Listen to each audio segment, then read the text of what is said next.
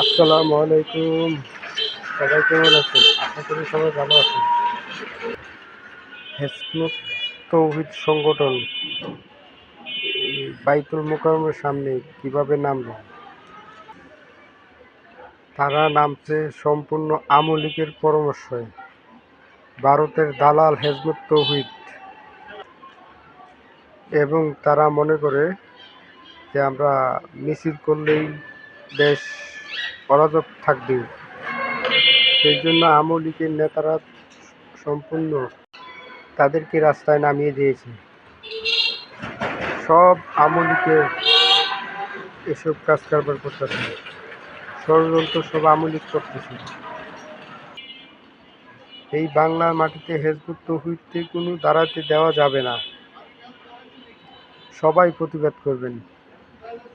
তারা কিভাবে পারে একটা মিছিল নিয়ে সংগঠন করতে বাইতুল মোকাররমের সামনে? তাদেরকে কোনোদিন এই দেশের থেকে বিতাড়িত করতে হবে। তারা কোনোদিন এই পর্যন্ত মিছিল নিয়ে বাড়িতে পারে নাই আওয়ামী লীগ সরকারের আমলে। তারা আজকে ডক্টর ইউনূস সরকারের আমলে মিছিল নিয়ে বাইর হয়। এই শক্তি কোথা থেকে পায়? তারা এই শক্তি কোথা থেকে পায় একটু তর্জমা করে দেখবেন। আর প্রধান উপদেষ্টার কাছে আহ্বান আমি জানাচ্ছি, এই হেজবুত তৌহিদ নিষিদ্ধ সংগঠন চিরতরের জন্য তাদেরকে একবার বাংলাদেশ থেকে মুছে দেন। ডক্টর ইউনূস স্যার, তাদেরকে এই বাংলার মাটিতে রাখা যাবে না। তারা ইসলামের শত্রু, তারা ইসলামের দুশমন। তাদেরকে এই দেশ থেকে বিতাড়িত করতে হবে। আমরা সকলেই জানি ভারত চক্রান্ত করতেছে আমাদের দেশের উপরে। এই ভারতের এই সমস্যাগুলি করতেছে। হেজবুত তৌহিদ কোনোদিন যেন ঘুরে না দাঁড়াতে পারে। এই দালালদেরকে দেশ থেকে বিতাড়িত করেন, ভারতের কাছে পাঠিয়ে দেন। হেজবুত তৌহিদ বাংলাদেশের দালাল। এরা কোনো মুসলমান না, এরা সম্পূর্ণ ইসলামের দুশমন।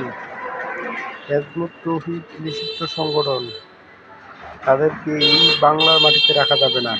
তারা কিভাবে দাঁড়ায়? এই আওয়ামী লীগ উস্কানিমূলক বক্তব্য দিচ্ছে আর হেজবুত তৌহিদকে লেলিয়ে দিচ্ছে। দেশকে অস্থিতিশীল করার জন্য তারা এইসব পায়তারা করতেছে। ডক্টর ইউনূস স্যার, আপনাকে আমি বলতেছি, তাদেরকে এই দেশ থেকে আপনি নিষিদ্ধ, চিরদিনের জন্য নিষিদ্ধ করে দেন।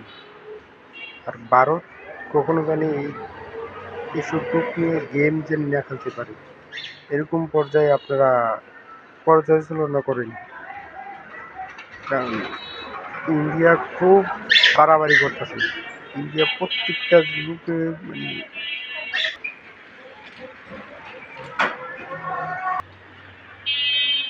ইন্ডিয়ার কোনো